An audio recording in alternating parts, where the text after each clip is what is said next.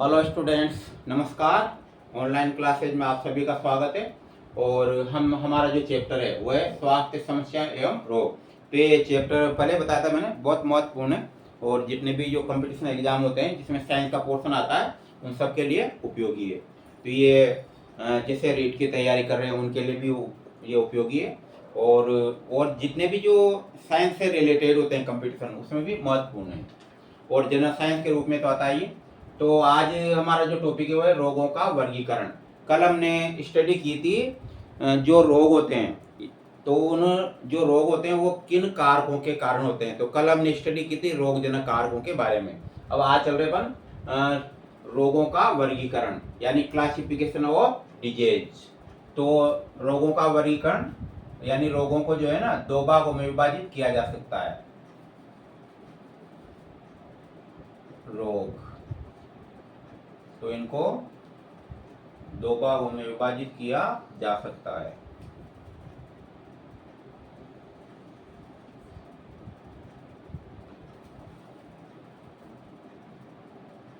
पहला होता है जन्मजात रोग। जन्मजात रोग अंग्रेजी में कोजेनेटल डिसऑर्डर भी कहा जाता है। रोग डिजीज भी कहा जाता है, डिसऑर्डर भी। डिसऑर्डर और दूसरे होते हैं पहला जो है जन्मजात और दूसरे हैं अर्जित रोग जो बाहर से ग्रहण किए जाते हैं। अर्जित रोग,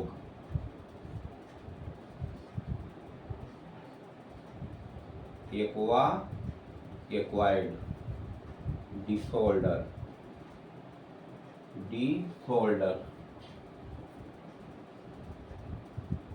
डिसऑर्डर्स, तो ये जो रोग होते हैं दो प्रकार के होते हैं, एक तो जन्मजात रोग और एक दूसरे होते हैं अर्जित रोग। तो देखिए इसमें जो जन्मजात रोग होते हैं तो ये जन्मजात क्या है, जो जन्म से उत्पन्न होते हैं और किसी भी उपापचय विकार के कारण या परिवर्तन, जिस समय भ्रूण बनता है तो परिवर्तन के दौरान किसी प्रकार की अगर त्रुटि उत्पन्न हो जाती है डीएनए में या जीनों में, तो इस प्रकार के रोग उत्पन्न होते हैं। तो इसमें याद रहेगा, नाम से पता लग रहा ना, जन्मजात रोग। इसमें शॉर्ट में समझाएंगे क्योंकि इतनी ज़्यादा डिटेल में तो पूछे नहीं जाते आपके। तो जन्मजात जो रोग होते हैं वो क्या है, जन्म से होते हैं, याद रखिए, जन्म से उत्पन्न होते हैं। इसलिए यानी इसका जो भी कहा ऐसे रोग जो जन्म के समय उत्पन्न होते हैं क्या कहलाते हैं, जन्मजात रोग कहलाते हैं ये।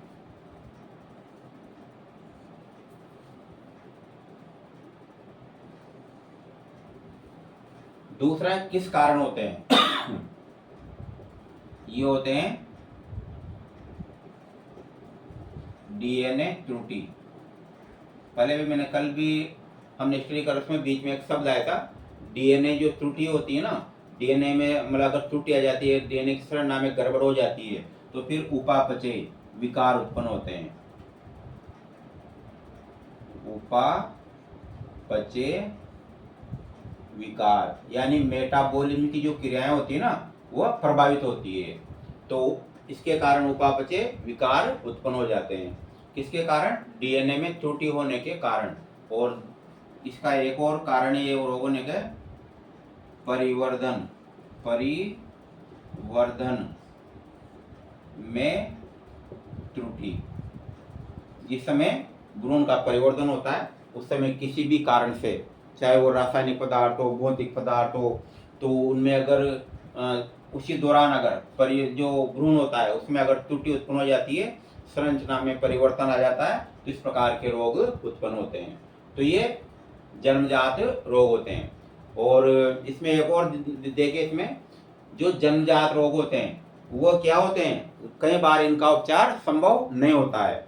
ये जो है मतलब बच्चा जब बड़ा हो जाता है वहां तक अवस्था में प्रकट होते हैं ये। तो ज्यादा डिटेल लेके याद रखना आप, जन्मजात रोग का मतलब क्या होता है, जन्म में उत्पन्न होते हैं, यानी जन्म के समय, जन्म से यहाँ पर है, जन्म से उत्पन्न होते हैं ये। और डीएनए त्रुटि उपापचय विकार के कारण उत्पन्न होते हैं या परिवर्तन में त्रुटि के कारण उत्पन्न होते हैं। अर्जित रोग ये बाढ़ से ग्रहण किए जाते हैं, यानी जन्म के बाद उत्पन्न होने वाले रोग। जन्म के बाद उत्पन्न होने वाले रोग।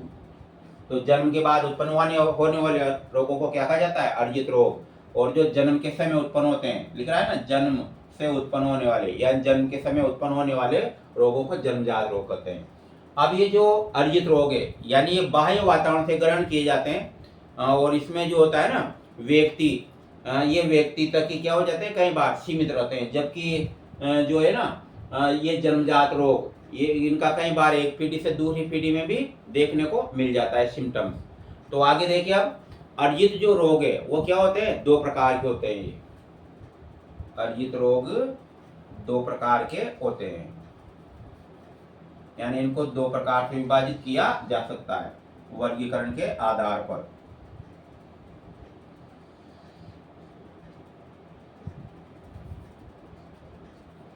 तो जन्मजात जो रोग ये होते हैं, मतलब अर्जित रोग, उनको दो भागों में, एक तो संचरित रोग,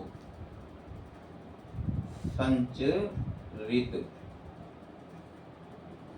रोग यानी ये परस्पर संक्रमण से उत्पन्न होते हैं, या यूं मानो मतलब जो है ना, संचारी रोग या संचरित रोग इसी का नाम है। और दूसरे होते हैं असंचरणीय रोग,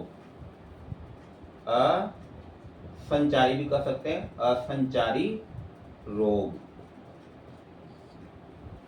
संचरित का मतलब क्या हो? एक प्रकार से ये संक्रमित होते हैं ये, और असंचारी में ये इसमें जो है ना, संक्रमण की कोई प्रॉब्लम नहीं होती है। तो इसमें याद रखिए, संचरित जो रोग होते हैं वो क्या होते हैं? रोग जनकों के जो बाह्य जो रोग जनक होते हैं ना, तो ये वातावरण से शरीर में प्रवेश करते हैं, इसका याद रखना।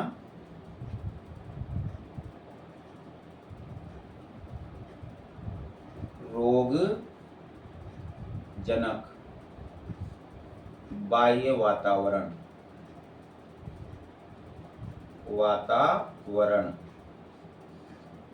से शरीर में प्रवेश करते हैं।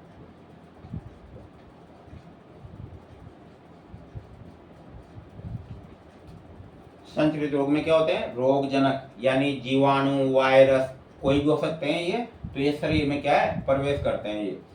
और असंचारी रोगों में या इसमें जो है ना, ये होते हैं तनाव, अवसाद, आधुनिक जीवन शैली, उनके कारण उत्पन्न होते हैं ये। तनाव,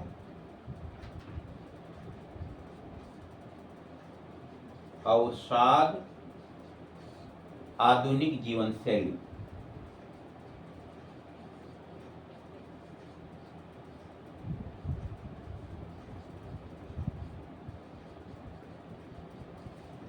आधुनिक जीवन शैली के कारण उत्पन्न होते हैं। तो इस प्रकार से याद रखना। तो रोगों को जो है दो भागों में विभाजित, एक तो जन्मजात रोग और एक अर्जित रोग। जन्मजात रोग हो गया, नाम से पता लग रहा है, जन्म के समय उत्पन्न होते हैं ये, और डीएनए में त्रुटि के कारण उत्पन्न होते हैं, या फिर उपापचय जो क्रियाएं होती है ना भाई, डीएनए में त्रुटि उत्पन्न होगी जब भी उपापचय क्रियाओं में विकार उत्पन्न होगा। परिवर्तन के समय हो जाता है, यानी भ्रूण में किसी प्रकार की प्रॉब्लम आ जाती है, तो इस प्रकार से रोग होते हैं। अर्जित रोग, अर्जित जो बाहरी वातावरण से ग्रहण किए जाते हैं, किसी भी कारक द्वारा ग्रहण किए जाते हैं। तो अर्जित रोग में जो है ना, क्या होते हैं? ये जन्म के बाद उत्पन्न होते हैं ये। और ये जब जो जन्म के बाद उत्पन्न होते हैं ये दो प्रकार के, एक तो संचरित रोग और एक असंचारी रोग या असंचरित रोग। तो इसकी थोड़ी यहाँ पर जगह सीमित आ गई, ऊपर इसको दोबारा बताएंगे, इसको अर्जित रोगों को।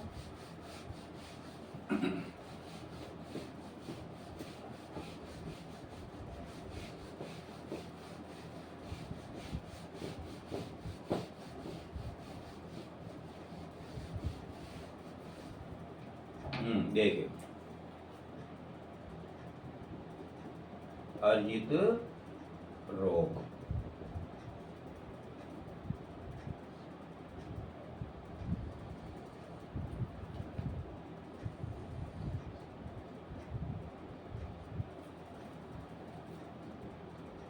बोला संचारी, संचारी रोग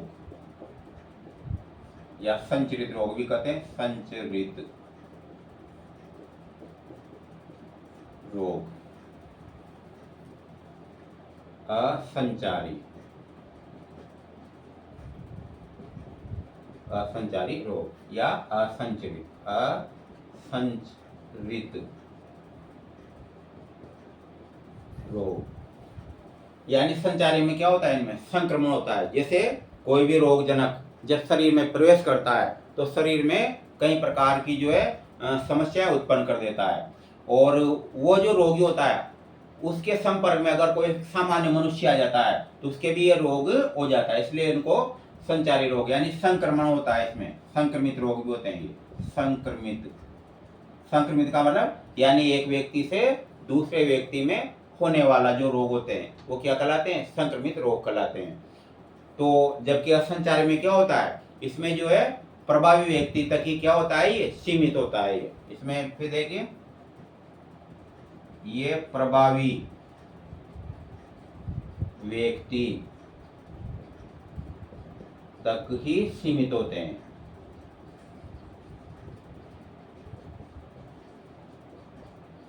सीमित होते हैं। प्रभावी का मतलब जो प्रभावित जो होते हैं ना, जिसमें ये रोग होता है तो उसमें तक ही सीमित होते हैं। ये इसमें ये भी बता दें मैंने, ये तनाव,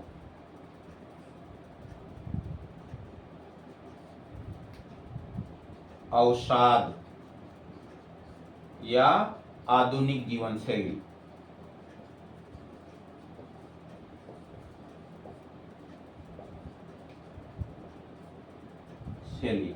यानी खान पान आदि की समस्याएं होती है। तो इसमें आते हैं मुख्यतः कौन कौन से रोग देंगे ये, जैसे मधुमेह, डायबिटीज, मधुमेह, डायबिटीज, मधुमेह का याद रखना, डायबिटीज कहा जाता है, कैंसर, हृदय घात, हृदय घात। तो ये ऐसे रोग है जिनको क्या कहते हैं, असंचारी, यानी ये जो प्रभावी व्यक्ति जिसमें रोग होता है वहां तक सीमित है, यानी इनके संक्रमण की कोई संभावना नहीं रहती है ना। इसके अंदर एक और भी आता है, एलर्जी।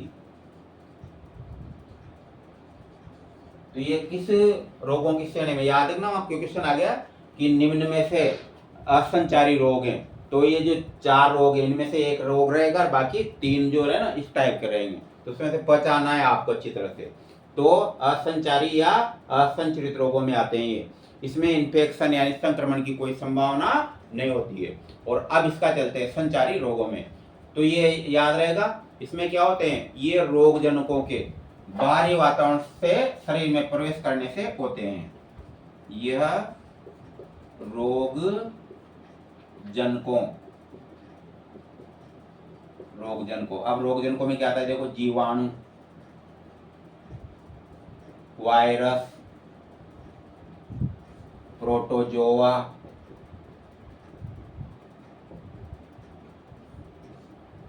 तो ये रोग जनकों के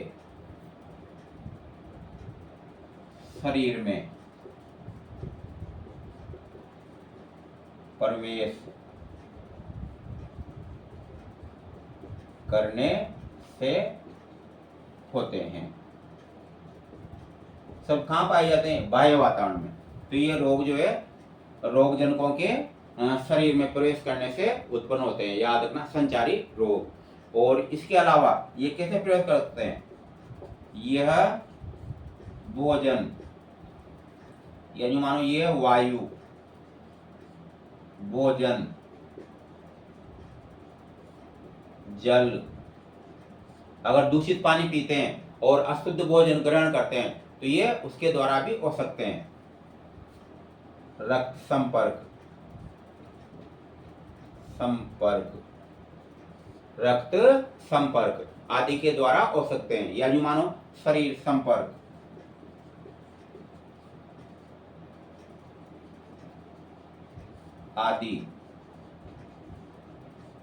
आदि से भी होते हैं, आदि से भी ये रोग उत्पन्न होते हैं। यानी इसमें संक्रमण की संभावना पूरी रहती है।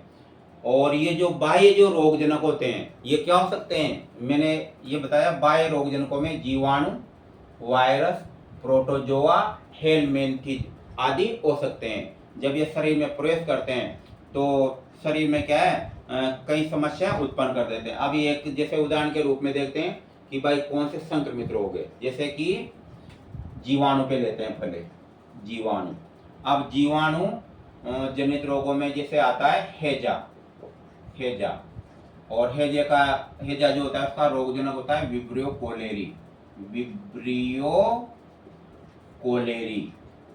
तो जो विब्रियो कोलेरी है वो क्या करता है, हैजा यानी कोलेरा रोग उत्पन्न करता है। जीवाणु है और किसके द्वारा प्रवेश करता है, अशुद्ध पानी के द्वारा प्रवेश कर सकता है, अशुद्ध भोजन के द्वारा प्रवेश कर सकता है, इस प्रकार से। और मुख्यतः जो आमाशय होता है, आहार नाल होती है, उसको प्रभावित करता है, जिसमें उल्टी दस्त की समस्या उत्पन्न हो जाती है। तो जीवाणु का समझ लिया आपने, वायरस का। अब ये भी देखा होगा आपने, हैजा संक्रमित रोग कैसे, अगर एक मनुष्य में हो रहा है, अगर उसके संपर्क में दूसरा मनुष्य आ गया उसके भी क्या हो जाएगा, हैजा हो जाता है। उसी प्रकार से और दूसरा जो वायरस जनित रोगों में ले लो, जैसे कि चेचक वायरस जनित रोग है। और इसका जो रोगजनक होता है तो ये वेरिसेला वायरस या पॉक्स वायरस भी कहा जाता है इसको।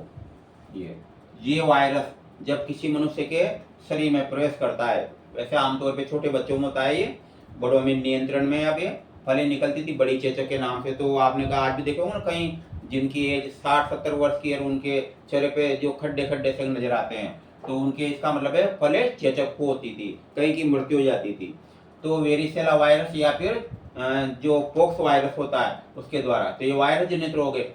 अगर जिसके हो रहा है उसके संपर्क में कोई दूसरा आ गया उसके भी ये रोग होता था। इस प्रकार से प्रोटोजोआ जनित रोग, इसमें आता है जैसे एंटेमीबा स्टोलिटिका। यहां बता देता हूं, एक नाम है एंटी अमीबा स्टोलिटिका। ये पानी में, सामान्यतः पानी में पाया जाता है। अगर कोई मनुष्य के शरीर में अशुद्ध पानी के द्वारा अगर ये चल जाता है शरीर में, तो उसके होता है ये एमीबाइसिस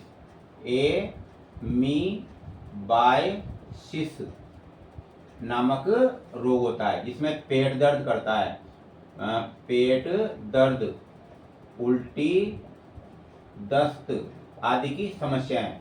और इसी के संपर्क में अगर कोई मनुष्य आ जाता है तो उसके भी ये फैल जाता है। इस प्रकार से तीनों का मैंने आपको ये बता दिया, इसलिए संक्रमित रोग माने जाते हैं। और इसके बाद हम स्टडी करेंगे एक, हालांकि वो जीवाणु जनित, वायरस जनित कैसे भी हो सकते हैं वो।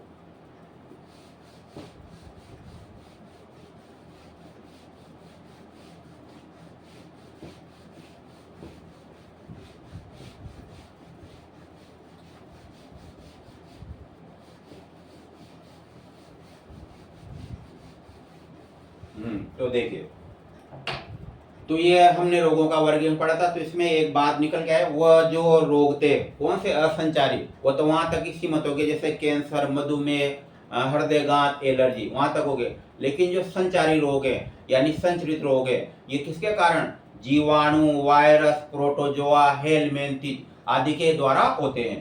तो आगे हम जो स्टडी करेंगे वो करेंगे जीवाणु जनित रोग, जीवाणु जनित रोग यानी जीवाणु के द्वारा यानी बैक्टीरिया के द्वारा होने वाले रोग। दूसरे वायरस जनित रोग यानी विषाणु द्वारा होने वाले रोग। तीसरे प्रोटोजोआ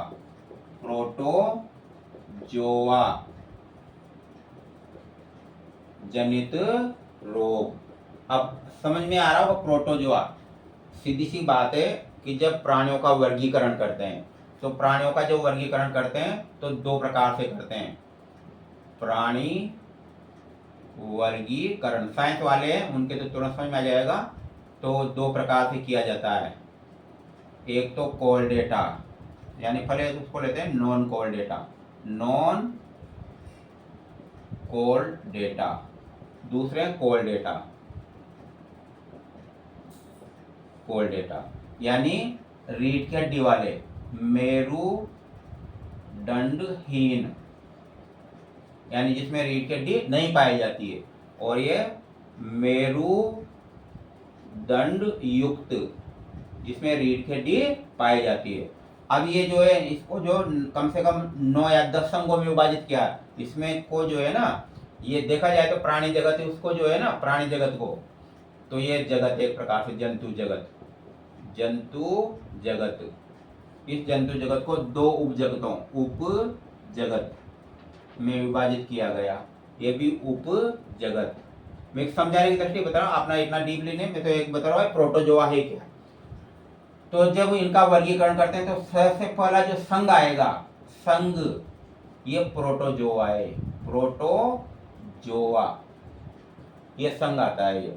फिर प्रोटोजोआ के बाद आता है पोरीफेरा, पोरीफेरा।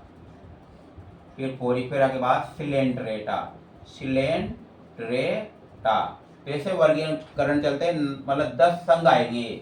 इसमें पहला संघ है जिसमें क्या बिल्कुल छोटे जीव पाए जाते हैं, मतलब जंतुओं का जब वर्गीकरण किया ना, तो प्रोटोजोआ में किन जंतुओं को रखा गया, जिनमें कोशिकाएं विकसित नहीं थी, या जिनके शरीर में मात्र एक ही कोशिका थी, और उसी को वही कोशिका सारी जीवन क्रियाओं को संपन्न करती थी। तो इसमें प्रोटोजोआ संघ में कौन कौन से प्राणी आते हैं, देखिए इसमें आता है एक तो अमीबा, एक आता है पैरामीशियम, पैरामीशियम, युगलीना, युगलीना। तो ऐसे जीव हैं जो क्या होते हैं, या तो अकोशिकीय हैं या फिर एक कोशिकीय हैं। तो प्रोटोजोआ संघ के कई छोटे छोटे जीव मनुष्यों में क्या करते हैं, रोग उत्पन्न करते हैं। इसलिए प्रोटोजोआ, अच्छा यूं माने प्रोटोजोआ में जरूर नहीं, अब जैसे युगलीना है, ये युगलीना रोग उत्पन्न नहीं करता, पैरामीशियम में रोग उत्पन्न नहीं करता है, लेकिन ट्राइपेनेसोमा ये रोग उत्पन्न करता है। तो इस प्रकार से ये कुछ ऐसे प्राणी संघ में जो रोग, इसलिए उनको प्रोटोजोआ। और इसके बाद चलते हैं हेलमिंथिज जनित रोग, हेलमिंथिज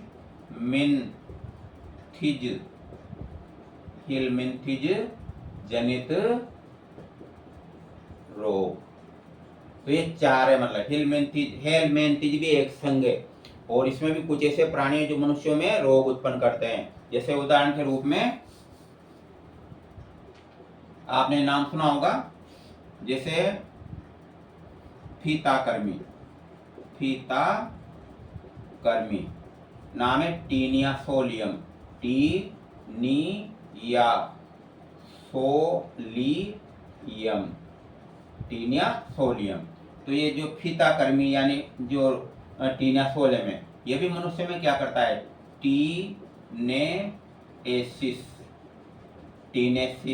टीनेएसिस नामक रोग उत्पन्न करता है ये। उसी प्रकार से एक एस्केरिस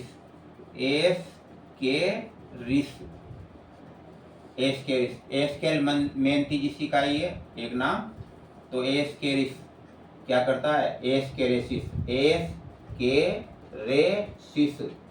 नामक रोग उत्पन्न करता है। तो इस चैप्टर में हम विभिन्न प्रकार के जितने भी रोग जनक है और होने वाले रोग है उनकी स्टडी करेंगे। तो आज इतना ही काफी, और इसी को पूरी तरह से हम जितने भी रोग जनक है आपको अच्छी तरह याद हो जाएंगे, और आगे भी स्टडी जारी रहेगी। और ये करना है, बार बार रोज करने की आवश्यकता नहीं पड़े, अधिक से अधिक आप, अगर आपको स्टडी अच्छी लग रही है और लग रहा है कि कोई मेहनत कर रहा है, उसकी चिंता नहीं है कि चाहे यूट्यूब से मान्यता मिलेगी नहीं मिलेगी, बाद की बात हो तो, लेकिन आप जो जितने भी 20-25 हो, क्योंकि उसमें व्यूज से पता लग जाता है कि 20-25 तो ऐसे हैं जो स्टडी कर रहे हैं, और उन्हीं के अकॉर्डिंग हो सकता है आप में से, मेरी इच्छा तो ये कि सभी का नंबर आया आपका, लेकिन अगर इसमें से 5 या 8 10 भी जितने भी निकल गए तो एक तरह से पुण्य का काम होगा। उसी को टारगेट मान करके मैं स्टडी करा रहा हूँ कि अगर एक सामान्य अपने प्रयास से 1 आध घंटे, अभी ये आप क्या सोच रहे हो, आधा घंटा 20 मिनट पढ़ा है, लेकिन इसके लिए तैयारी पहले से तैयारी का मतलब सेटअप तैयार करना पड़ता है। एक बार ये भी देखना पड़ता है कि आपके टॉपिक कौन कौन से आएंगे, यूँ थोड़ी कैसे सो के उठ के आए ऐसे पढ़ा दिया, कहीं से पढ़ा दिया। एक सिस्टम होता है, पहले देखना पड़ता है कि आपके किस टाइप के टॉपिक आएंगे, वो उनका सिलेक्शन करना पड़ता है ना। तो ये सारी चीज़ें लेवल में मुझे कम से कम यूँ मानो 2 घंटे लगते हैं 15-20 मिनट पढ़ाने के लिए। 15-20 मिनट 5-10 मिनट तो सेटअप करिए, मतलब ये जिसे रोशनी आ रही कि नहीं आ रही है, मोबाइल से बनाते तो मोबाइल का सेटअप करना पड़ता है, तो सारी चीज़ें। तो ये सब बात की बात है, अगर आपका नंबर आ जाए तो मैं ये बार बार मनोकामना है ईश्वर से कि आपका सबका नंबर आए, और अधिक से अधिक आप शेयर करें चैनल को। और उसमें एक जो लाइक जो रहता है, उसमें लाइक करते हैं तो थोड़ा जो संख्या सीख बढ़ जाती है, तो उसमें पता लग जाता है लाइक कर रहे हैं। कुछ भी नहीं करना उसमें, आपको सिर्फ एक बटन दबाना है, एक छोटा सा आगे, अगर आपको अच्छा लगे तो इस प्रकार से। और थोड़ा सा आगे ना कोशिश करें और लोग भी जुड़े और सब्सक्राइबर जरूर करें। बाकी धन्यवाद।